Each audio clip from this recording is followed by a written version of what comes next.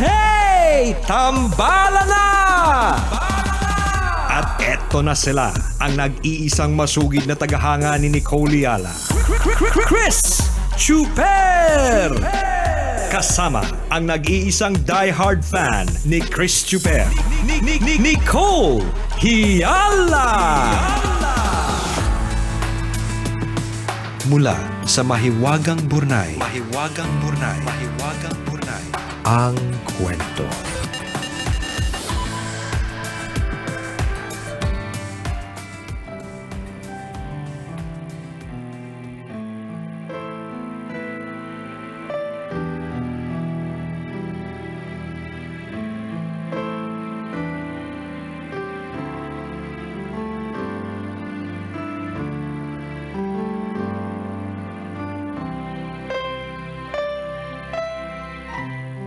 Hi, Nicole and Chris.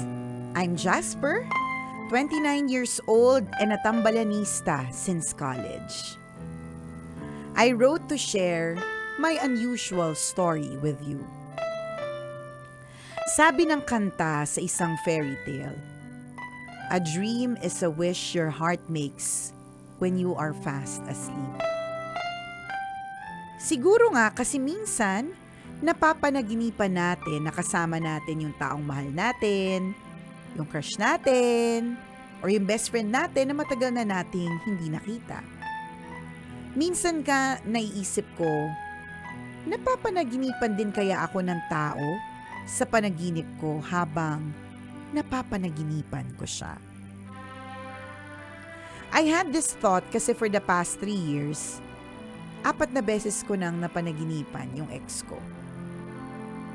Ang eksena, nasa isang lugar kami na maraming ilaw at maraming tao. Titingin siya sa akin na mukhang gutom na gutom, sabay sabing, gusto ko ng brownies. Weird? Mas weird yung love story namin. I met Casey nang makasakay ko siya sa jeep in 2003. Unang kita ko pa lang, attracted na ako agad.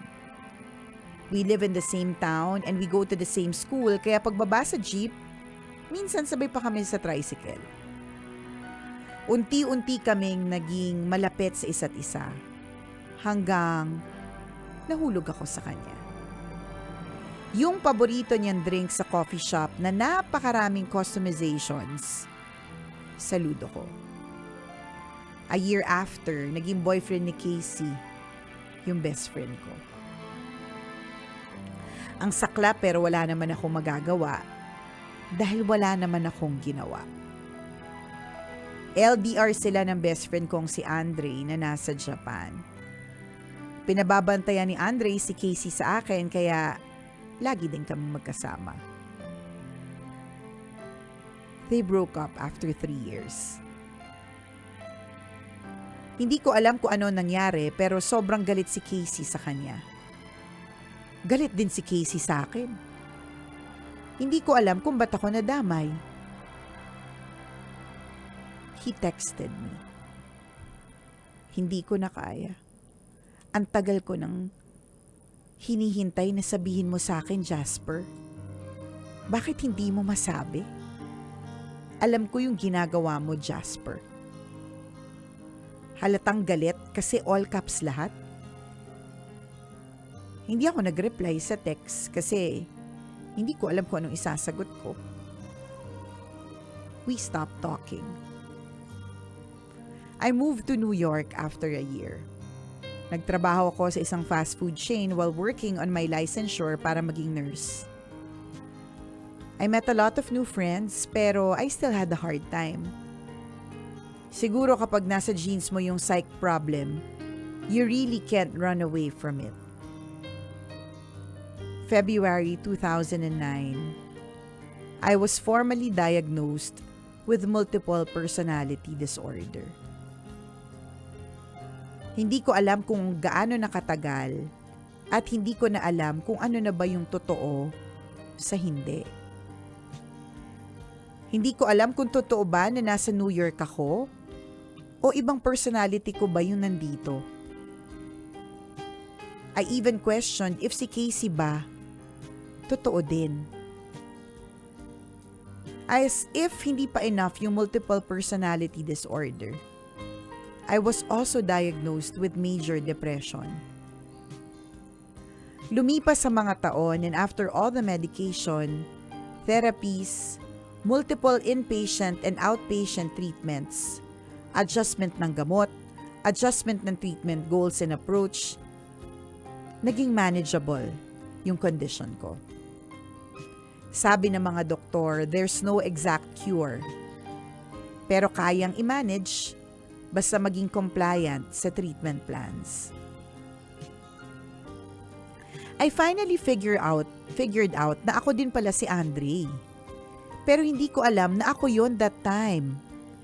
Bumuo pala ako ng isa pang pagkatao na may sariling pangalan, ugali, sariling mundo at sariling pag-iisip. Akala ko sa course ng relasyon ni Andre at ni Casey, sobrang kawawa ko kasi mahal ko si Casey pero may iba siyang mahal. Naisip ko, saang parte kaya na figure out ni Casey na ako din si Andre? Bakit hindi niya sinabi sa akin when he found out? It has been 5 years since I last saw Casey and wala na ako nabalitaan sa kanya. I had to stay away from social media when my treatment started kasi sobrang intensive. Kahit anong stimulant, pwede akong matrigger. I have no work, no computers, no phones, and no friends. Except sa mga kasama ko sa loob ng ospital kapag inpatient ako. 5 years akong detached sa malupit na mundo. Hinanap ko siya after kong ma-manage yung condition ko. Nasa Belgium na daw, kasama yung family niya. It was July 4, 2012. Independence Day sa US. I was walking home from work. Maingay kasi nag-start na yung fireworks display ng Macy's.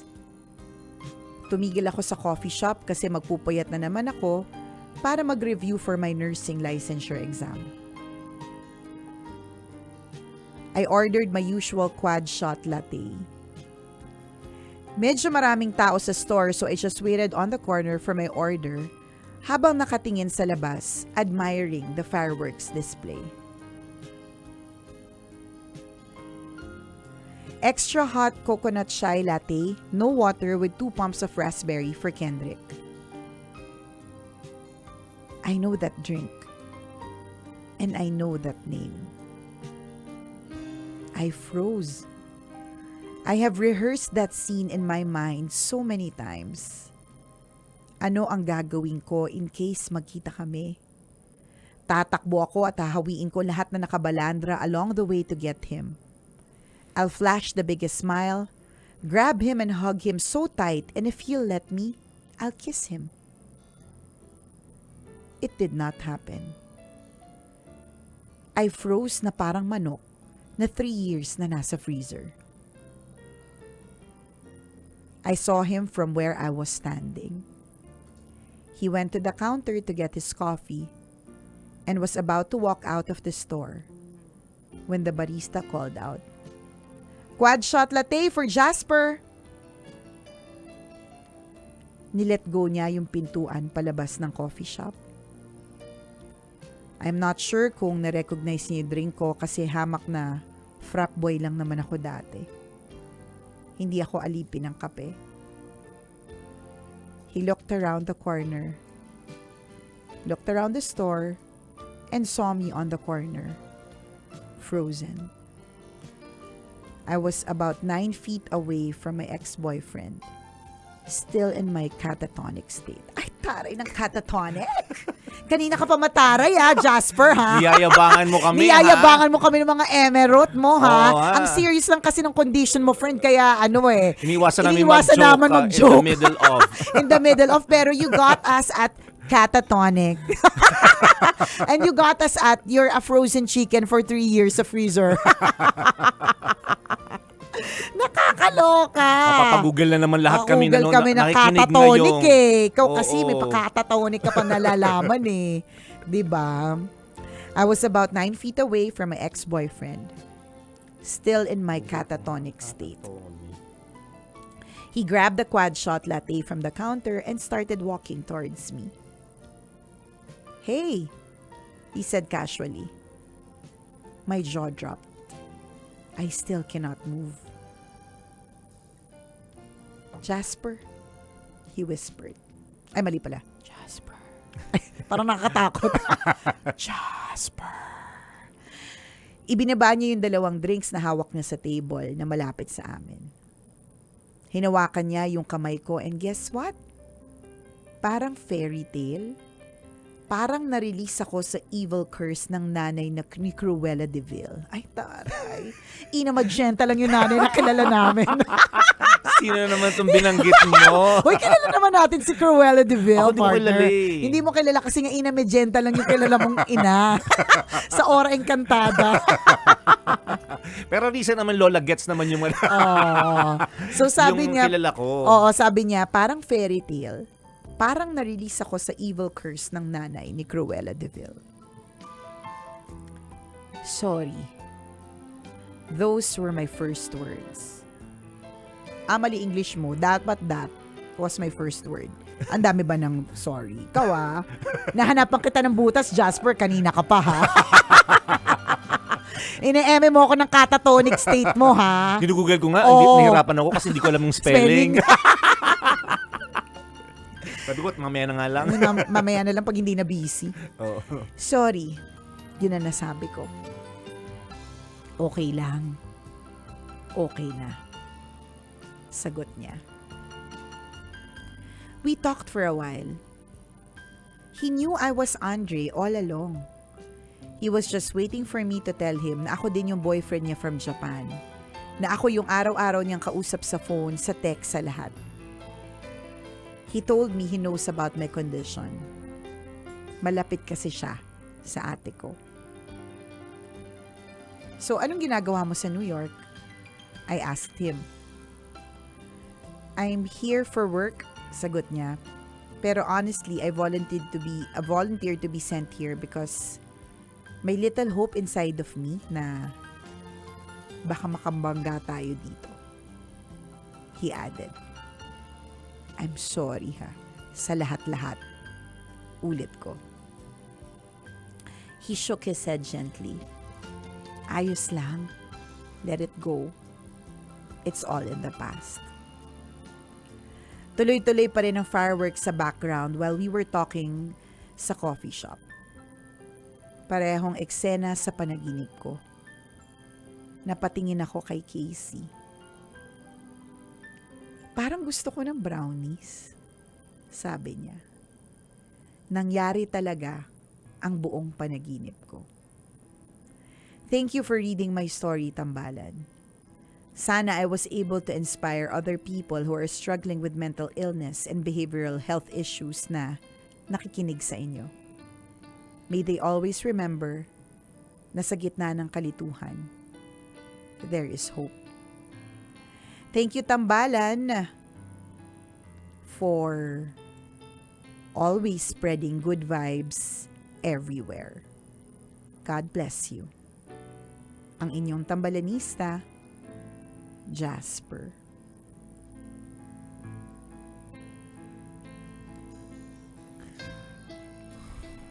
First time. First time, wala Yes, akong oo first nga. time.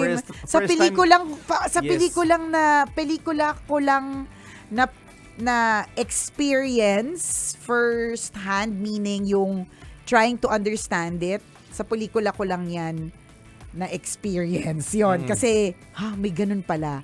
So first time ko makarinig ng aktual na tao, na aktual na tambalanista, na aktual na may multiple personality disorder. So, alam mo, hindi ako magdedwell doon kasi hindi namin alam talaga at hindi namin talaga yan naiintindihan. But one thing's for sure, let's be kind. Kasi hindi po natin talaga alam yung battle na nilalaban ng bawat tao sa bawat araw, 'di ba? Kung magiging masama ka pa sa isang tao, tapos yung pagiging masama mo inapunta doon sa isang taong may ganyang condition, may mental illness, may behavioral catamenic catatonic state. Magamit lang yung catatonic, no?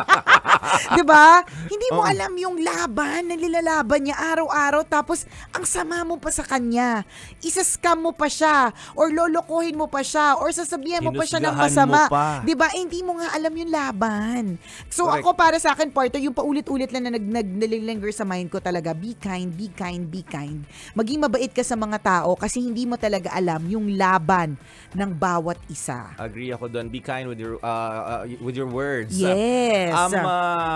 Nung una nagtry ako mag-flashback ng mga pelikula na ganyan yung klase ng eksena para lang mas maintindihan natin. Pero Yung mga panood kasi natin may kasamang crime partner eh, 'di ba? Yung Oo, parang oo. yung tas yung kakaiba siya kasi may Nakapag- babata, tas tas biglang naging babae, naging tas babae, naging lalaki. yes. Parang isa tayo ng pelikulang napanood. Identity. Oo, yata. Oo, Oo. si Si ano yun, si Basta Maricel lalaki siya. Soriano. aba. Lalaki nga eh. Ay iba-iba. Iba-iba. So Maricel, Gabi. Agamulak. yung mga example luma, Eric Fructuoso. Yung mga example mga dati pa. Yun. So, Para lang ma-picture namin Oo. sa isip namin na ay, ito yung pinagdadaanan niya. At mahirap yun kasi nung nag-flashback sa akin yung pelikula na yun, partner, parang yung struggle ng tao na parang iba-iba siyang tao and that means Okay. ikaw nga yung sarili mo nga hindi mo na maintindihan. Hindi mo maasikaso na Oo. maayos. Lima pa ba sila? na iba't ibang Oo. tao na ipoportray mo araw-araw o Correct. mayat-maya. Depende Oo. sa sitwasyon, depende sa kung ano maging takbo ng isip mo. Tama. So, the struggle is real. Yes. Mahirap. Yes, yes, Diba? Minsan, akala ko sobrang extreme na yung tinatawag nating depression, partner. May mas malala pa pala, no? May matindi pa pala. May matinding mental condition pa pala na talagang pag inisip mo, ay o nga, no, totoong nangyayari pala sa tunay na buhay. Dito, kaya nga 'di ba partner, lagi ko sinasabi na sobrang complex ng brain. Akala ko pang pelikula lang eh. Oo, No? sobrang complex talaga ng brain kasi yung akala mong hindi totoo ay totoo pala. Yung mga ganyan, 'di ba? Ako I'm in shock, I'm in awe. Ano pa ba? I'm in a catatonic state. Magamit lang. Again. Always in a catatonic state. Ikaw kasi grabe yung influence mo sa amin, Jasper.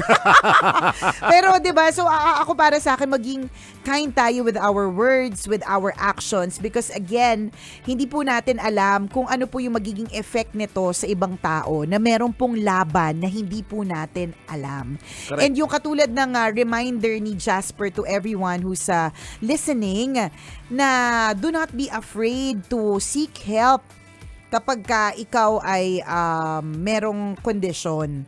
Huwag kang mahihiya. Alam mo yan yung problema sa atin eh, 'di ba? Parang natatakot tayo kasi natatakot tayo mahusgahan. Yes. 'Di ba? Sometimes ang malungkot sa mundong ito is we always blame the victim. Kaya nga minsan partner yung mga biktima, kaya hindi sila nagmo-move forward, hindi sila nagse-step forward rather. Hindi na lang nila inaamin na biktima sila kasi for fear of alam mo yun, natatakot yung mga tao na mamuhusgahan siya. Na ma-reject ng na ibang ma-reject, tao. ganyan. Na malaman Ma-cancel. Oo, di ba? Ma-cancel kasi malaman na ganun. Di ba? Hindi dapat tayo hindi tayo dapat mag-victim blaming, hindi dapat tayo mag-bully. Let us be kind. Yung cancel Ulit-ulit. culture, Yung kapag mga hindi natin ganun. nagustuhan ng desisyon, ng takbo ng Correct. isip ng isang tao. Di ba? Ika-cancel na natin siya. Hindi mo alam Correct. yung laban niya. Hindi mo alam yung... Kaya nga, di ba sinasabi natin, partner, if you don't have anything good to say, just don't say Shut it. up! Shut up! And be in a catatonic Keep your state. mouth shut. Be in a catatonic state. May singit lang ulit. Google lang nga natin ano ba yung ibig sabihin ng catatonic. Anong spelling ng catatonic? Na partner na... Ilang T yun? Ha? 54. 54 T's yung catatonic. Diba? Yung bang ganun, maging mabait tayo kasi hindi natin alam talaga yung laban. Correct. Minsan grabe tayo mambully ng ibang tao sa post nila. Minsan grabe tayo basta mang-bash ng ibang tao. Hindi mo alam yung laban ng taong yun. Hindi Oo, mo nga yun. alam yung buong kwento eh. Tapos kung makahusga ka, kung makabash ka, akala mo alam mo lahat, hindi mo alam. Huwag ganon. Huwag kang ganon. Totoo yun, Diba? no? Tingnan mo yung sinabi ni Jasper, no, partner.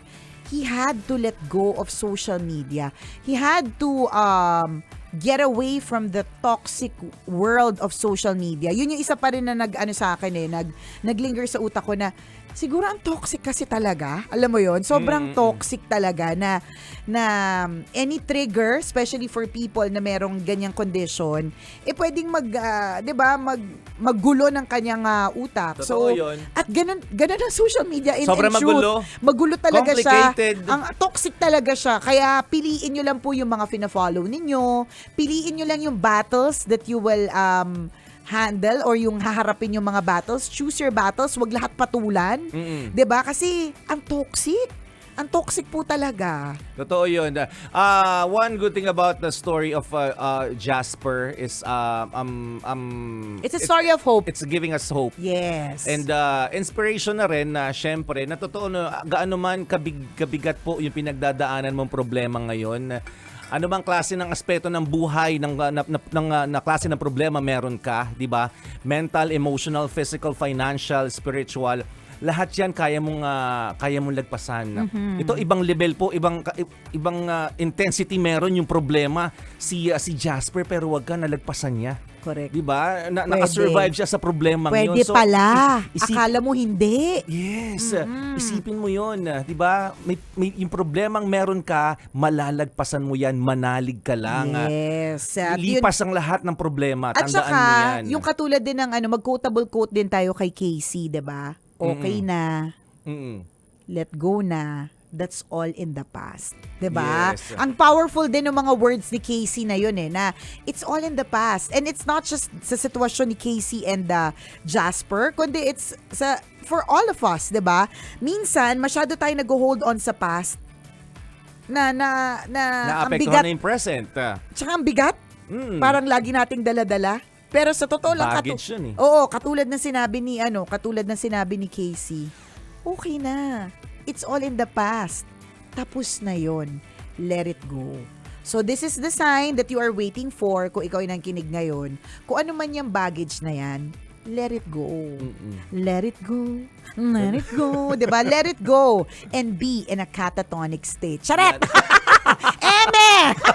Emen catatonic, ganun. Wala tayong oras pero hopefully we could be able to talk about this more on our podcast partner na, by the way, ulitin lang po namin ang aming podcast drops every Monday. Yan. So ngayon po ay Lunes. So ang Tambalan Podcast po ay may bagong episode every Lunes. Sa mga nagugulat, may podcast ang Tambalan. Yes, meron! We are on Spotify. We are a Spotify exclusive. Thank you, Spotify. Maraming salamat. Mas mahaba yung version ng Tambalan. Correct. Mas brutal po yung bibig ni Nicole doon. Mas maraming secrets, 'di ba, revealed sa podcast. Correct, 'di ba? We now have 40 plus episodes including this one, yan, sa ating Tambalan Podcast. So please share the good news to everyone. Paano ba sila makakapakinig? Paano nyo kami masusubaybayan sa podcast? Spotify lang. Spotify lang. Download Spotify. Tapos yun na, ito na. Hanapin nyo lang, Tambalan Podcast. Yes. Yun na. Salamat and thank you dahil lagi kaming nasa top charts. Salamat ng marami. And mga kabisyo, kung meron kayong kwento na gustong i-share sa amin, pwede mo kaming i-email. Send your stories at mahiwagangburnaystory@gmail.com. Mali mo kwento mo na ang ating pag-uusapan sa mga susunod na araw, kaya send mo na yan, kabisyo. Muli ako po si Nicole Yala. At ako naman si Cambio King Chris Chuper. Na nagpapaalala, walang matatag na relasyon sa malanding may determinasyon. Yun!